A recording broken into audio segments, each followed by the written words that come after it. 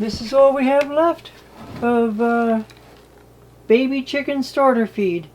And when it's gone, the new chickens will be entirely on the organic soy-free layer pellet. They're a little over 12 weeks old right now, and they say that at 12 weeks it's a good time to put them on layer, but I just want to use the rest of this up. So I've been giving them 1 scoop in the morning, but then I give them 2 scoops or whatever. They get as much layer pellet as they want from the new feeder. So let's take this down and give it to them.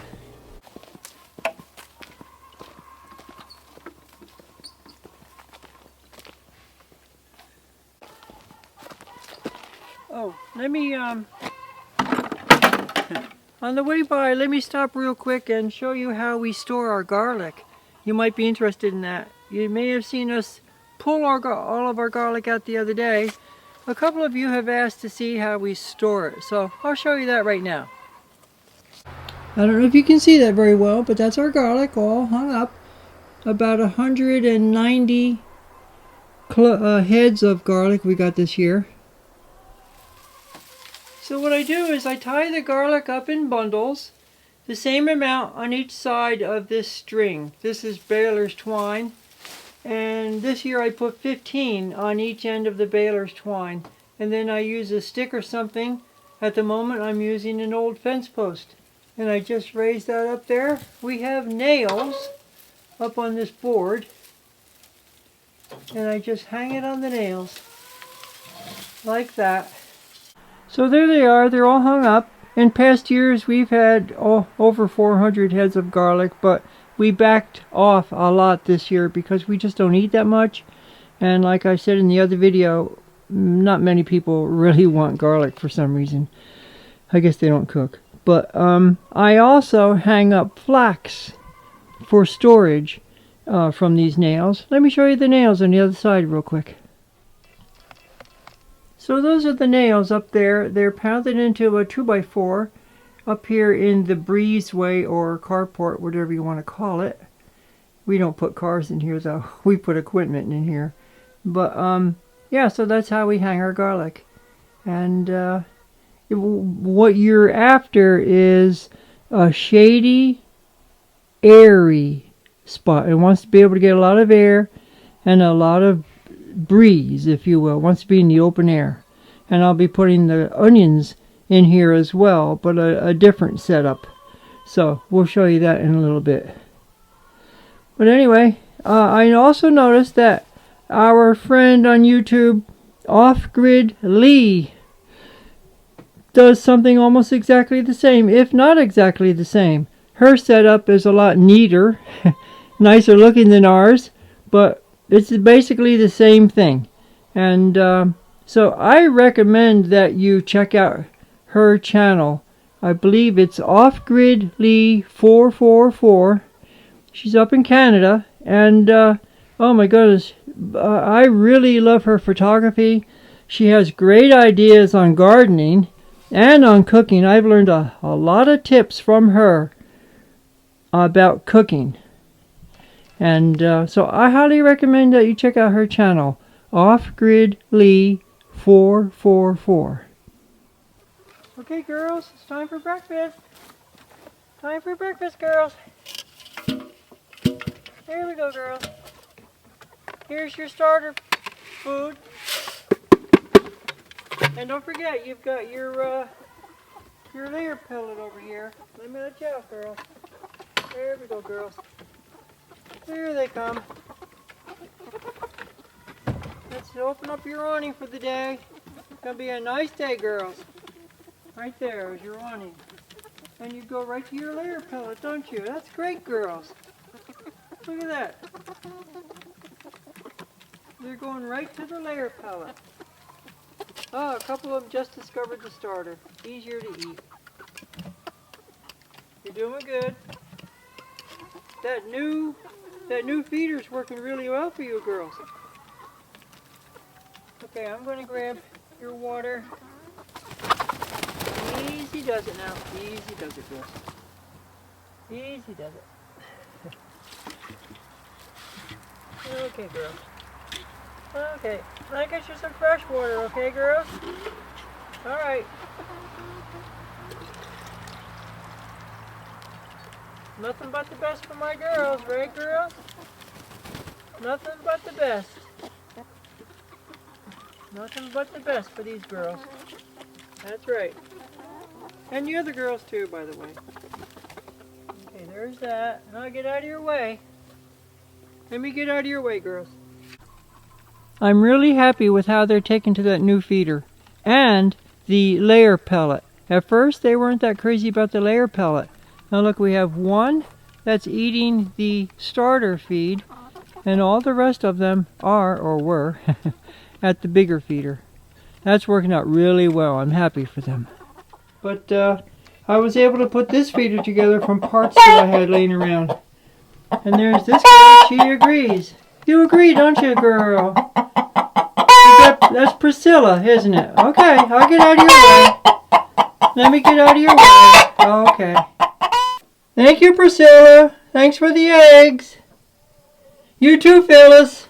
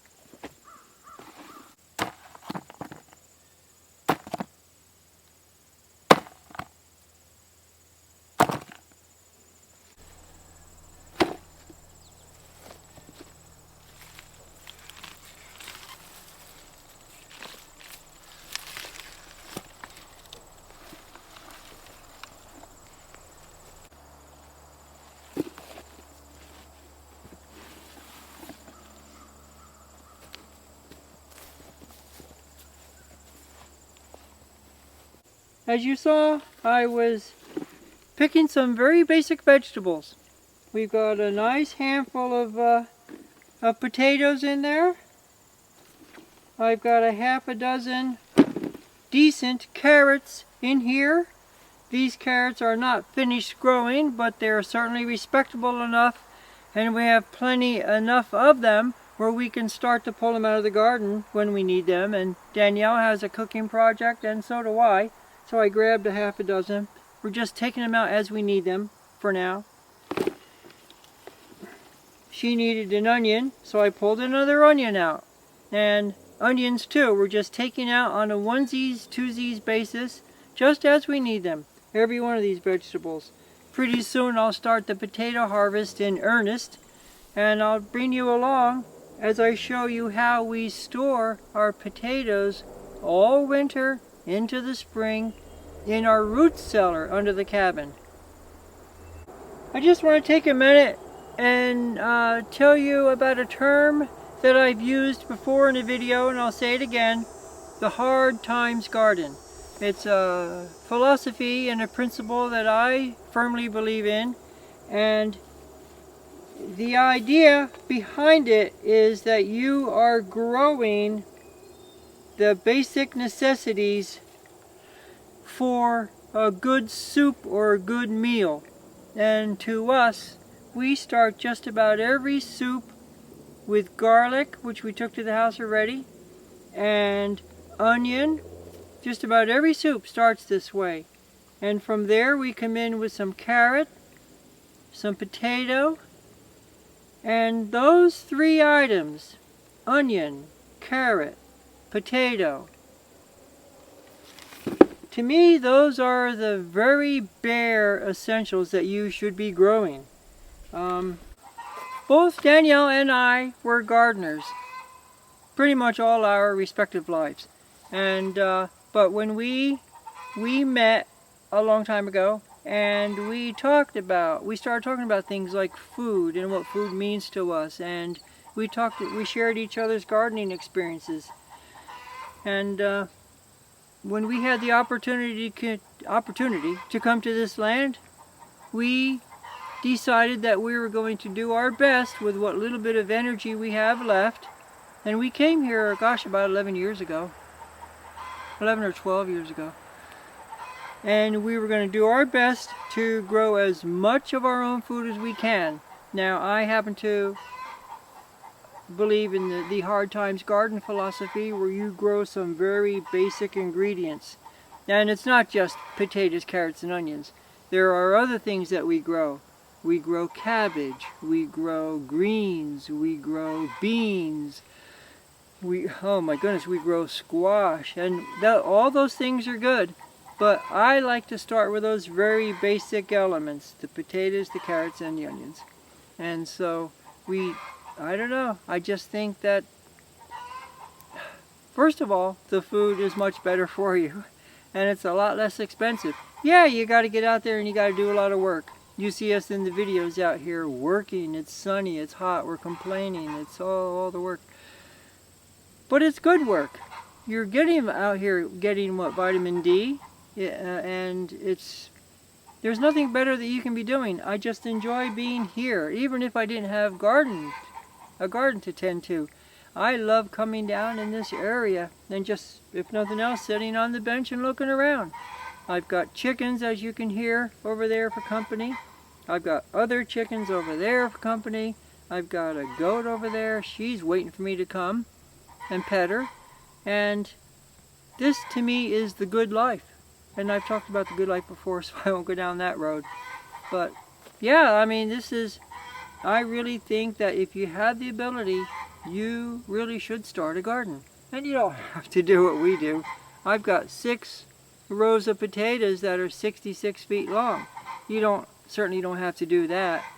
But gosh, if you just start small, grow 20 bulbs of garlic, grow 3 tomato plants, grow a little bit of lettuce, grow a couple of cucumber plants, do something. Anyway, that's what I preach to people. Try to grow some food. I don't care what you eat. You can eat what you want to eat for food, but try to grow. In fact, what we've done was we've taken recipes that we think we can grow the ingredients for. And last winter I did 3 basic soup recipes on video, and they're on the channel. You have to go way back toward the winter, but I did those on video to show you 3 soups that most of the ingredients, in fact one of the soups, a leek and potato soup, all the ingredients came from the farm. And if times get pretty hard, you're going to wish that you were doing it. Now, we give a lot of our food away to neighbors. We do not sell food, except for eggs. Maybe we sell eggs because we're trying to recoup the cost of the feed. But for the most part, we grow a lot of extra food, and we try to give it away at times. We also try to grow food that we can store. And those 3 items, the carrot, the onion, and the potato, these foods store really well. That's the beauty thing about these foods. I can grow them, and yeah, I'll be eating these today, but I can store them throughout the winter. I've picked varieties that store well. Maybe not this particular onion variety, but we do have an onion in the garden, and I talked about it the other day. You have to have an onion that tastes really good, but you also have to have a storage onion. And that's the one that's going to take us through the winter. So we're not eating the storage onion right now. We're eating the flavorful one. So you need to grow varieties that you can store. With that, Danielle's waiting for me up at the house for breakfast, so I got to get going.